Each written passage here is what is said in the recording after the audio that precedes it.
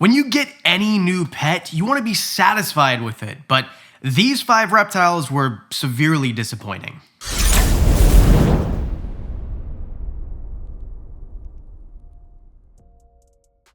It's hard to call an animal disappointing, but this is what I mean. This is the criteria. It just wasn't what I wanted, what I expected, or just an animal after a while I had no interest in keeping, just was not right for me, had to be rehomed. Or I still haven't, I'm thinking about it. So let's start there with tegus at number 5. Black and white tegus are amazing. I will sing their praises, but what I wasn't expecting, and if you've been watching the channel for a while, you know my tegu, Mushu, I got her 3 years ago this month, and she's brewmated for a total of something like 14 months. Like, she just constantly brewmates for so long, and then now I've got her up. She's been up since about March. I made this video right here talking about how to set her up. I put her in this new enclosure. She's growing like a weed. I have an 8-foot enclosure ready for her, but I'm not sure she'll ever go into it because now all of a sudden, instead of being the mild-mannered tegu that would come out and chill with me, she thinks everything is food and she tries to bite everything, and it's not fun to keep her like that anymore. Also, being that she's upstairs right now, there's dogs and kids and stuff, and by no means is it dangerous to them because it's completely closed and locked and there's no way anyone can get in, and definitely no way she can get out. But the point is that when Flutie walks by, the tegu thinks it's food and just kind of goes at the glass. I'm thinking, do I try to put her in a different enclosure and see if she mellows out? Do I wait it out?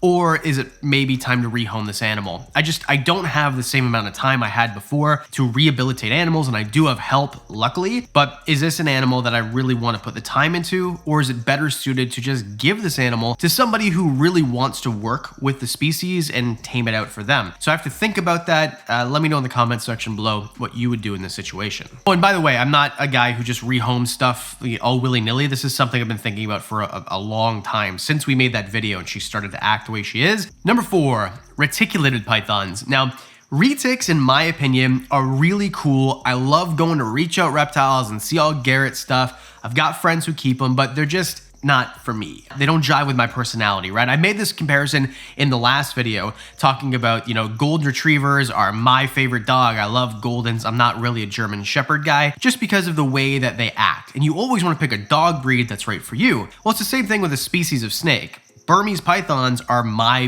big snake of choice. I love Burms. I will always have Burms. I think that they're amazing. And I like them because they're slower moving and they're just more chill and they don't have the crazy food drive. And to me, I don't care about, the super dwarf percentages and all these crazy morphs and stuff. Like, to me, normals and albinos are pretty cool. And reticulated pythons as a showpiece, like, I know a lot of people have snakes that aren't meant to be handled, let's say, because to me, I just don't really like handling retics. They're too fast for me. They're too quick moving. I don't like the way they move. So maybe as a display, and I tried that in the big enclosure behind me, which is about 1,500 gallons, and they're just so active and so heavy bodied, they destroy the enclosure, and it's not their fault. I mean, there's no way to make a heavily planted enclosure that's going to stand up to reticulated pythons.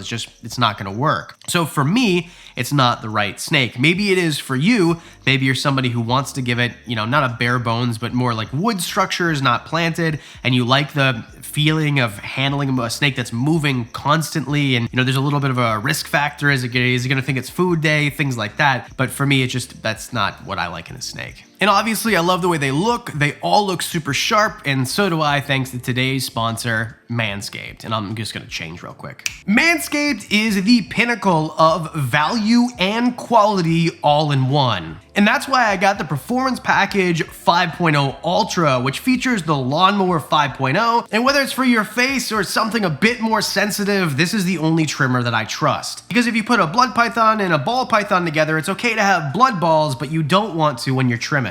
Because this trimmer elevates your grooming game with the next-gen dual skin-safe blade heads, which is accompanied by the upgraded trimmer blade, an interchangeable foil blade for enhanced performance. Longer, wider, and rounder teeth that cut through hair with ease. Tough on hair, but incredibly gentle on all of your skin. But the real game changer is the foil blade. Irresistibly sleek and utterly bare, which is what we're all going for. It doesn't matter if you're getting ready for today or the big day. The only way I'm trimming any hair at all is with Manscaped. Plus, the Lawnmower 5.0 Ultra also has a bigger LED light that introduces dual temperature feature. If you want a warm light or a cool light, Manscaped's gotcha. Plus, it's USB-C charging, and it has a bar on there to tell you when it's about to run out and it's time to recharge. Oh yeah, and it's still waterproof. The Performance Package 5.0 Ultra also includes the Weed Whacker 2.0. Waterproof, cordless, rechargeable, and also built with skin-safe technology. Complete with the Crop Soother and Crop Preserver. Long-lasting and super fresh. Exactly what you're going for. Plus, when you get the Performance Package 5.0 Ultra, you get 2 free gifts. The Boxers 2.0 with a jewel pouch. I'm wearing these literally right now. And Manscaped threw in their Shed 2.0. So join the 10 million men worldwide who have put their confidence in Manscaped for all the things grooming and hygiene. Head over to manscaped.com and get your hands on the Performance Package 5.0 Ultra today. When you use my promo code WWR20, you'll get 20% off. Plus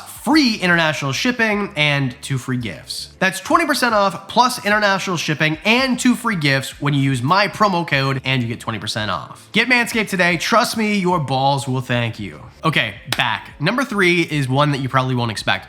Crocodile skinks. And there's a reason why. Crocodile skinks to me are boring. I mean, they're beautiful to look at, they're fun, and I think if you're a guy like, say, my friend Diane at Reptiles, and you specialize in certain species and you don't really have as big of a collection, you can focus on that species, right? He's got Project Mini Dragon and everybody knows it, right? For me, I had a pair. One of them that was imported ended up not making it, and the captive bred one that I got is doing great, but it's not a breeding project for me. That was the whole point, is because I don't like the idea that most people get Croc Skinks imported. I wanted to be one of the solutions to the problem and breed them, but after working with the species, it's just, they're boring. They hide all the time, constantly. Mine, I always know where it is. I flip up a piece of cork, he's always right there. He looks like he's dead. I touch him and boom, he just Speedy Gonzalez out of the room basically. Not really, just the corner of the enclosure. So you never see them, even at night. Very rarely do you ever see them out, really only when there's food, and then even then I've only really seen him eat a few times. And don't get me wrong, he's doing great, but for sure I'm going to sell this animal. It's just not for me. I was gonna get more and I just figured, if I'm not really interested, what's the point? Sure, it's great for the hobby if someone who is able to sell them and, you know, talk about them and people watch would be able to produce them so that we don't have to get them from the wild anymore. But I think I'm better off leaving that to guys like Diane at Reptiles. So if you're into Croc Skinks, that's the guy to go to. I mean, they're beautiful, they're cool. I love photographing them. I like working with them. But it's just a lizard that's not super handleable. It's pretty skittish. And if you like setting up the enclosures, it's great, but I like to set up enclosures for animals that I see all the time. And this enclosure is right beside dart frog enclosures. And I love dart frogs because, well, they're always moving, they're always out, they're amazing, they're fun, they make sounds, and you don't really get that with a Croc Skink. So again, just not for me. Number 2. Sudan plated lizards. Now this is a little bit of a throwback, and to me it was really cool to get an animal that most people don't know about, and I could be the guy who shows them, but it turned out that it was kind of a boring animal to keep. They are really cool. It's a heavily armored species from Africa. They like it hot, they like it dry. I had a great setup for it, but every time I picked it up, it would either try to tail whip me or pee on me and sometimes bite me. And I'm sure that there could have been some rehabilitation, but when I had this animal, it was when I had all the time in the world to work on very few species at a very small collection at that point. And even though I had no one helping me, I had time to handle. And I put a lot of time into that animal and the jeweled Lacerda that I had, and the jeweled Lacerda took, and the Sudan didn't. And plated lizards are cool, don't get me wrong, but I just personally think that they need a big enclosure, they need a big space, and they don't really move all that much. They'll spend all day basking, all night sleeping, and unless you put food in there, they don't really move. So it's not fun to watch them. And to me, if you want an animal that maybe you're not gonna handle, but is gonna be, you know, that type of environment, get yourself something like a collared lizard that's gonna be bouncing off the walls all the time, which I am doing, by the way. The CRB is next weekend, and I plan to get some collards, so hit subscribe if you haven't already, because, oh yeah, we're doing a huge build. I have a friend coming up from the States. He built me this amazing background. You remember that turtle tank that exploded on me and my whole basement was flooded? See where the water is? Well, we're putting collared lizards in there instead, and there's a really cool background, so can't wait to show you that in a couple weeks. Anyway, bitey, flighty, not my cup of tea, and they're just kind of boring. The enclosures to me are just boring to look at, so let's move on to number 1, which is probably one you didn't think was going to be on this list. And that is Cuban false chameleons. They're an anomalous species. I had a pair, and the male ended up almost eating the female. And this is a thing that I've seen in other collections too. I know 2 other collections for sure that have this exact same issue, where the male is breeding the female too hard. And I'm talking about one incident. It wasn't like I didn't separate them and then just overbred her. Just one time, grabbed a hold of her, ripped her too hard, and broke her leg, and that was kind of it. And then I ended up having to euthanize her. And she was snake food, so it was repurposed, but at the same time, it was just really sad because I wanted to breed the species. They're fun to look at and watch, and if you have a bunch of them in an enclosure, they do move around a bit.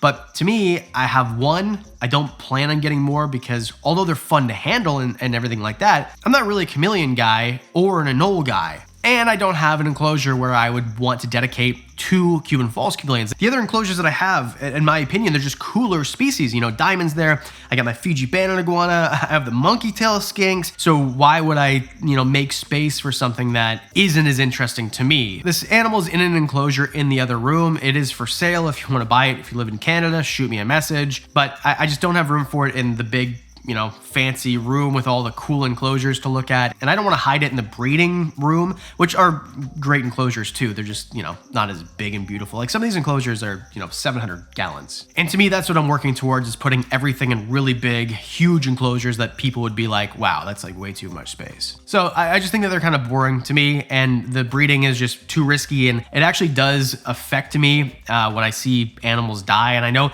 that it affects everybody, but when you breed, it's just part of the gig, and to me I'm not interested in watching animals die that way. So let me know in the comment section below what the most disappointing reptile is to you, and if you disagree with any of these, let me know. I'd love to hear your reasoning behind it. As always, thanks to the Patreon supporters. You guys get videos early, discounts on merch. You guys, I'm doing one-on-ones next week. I can't freaking wait. I love doing those. All those for as little as $1 a month, and that's it.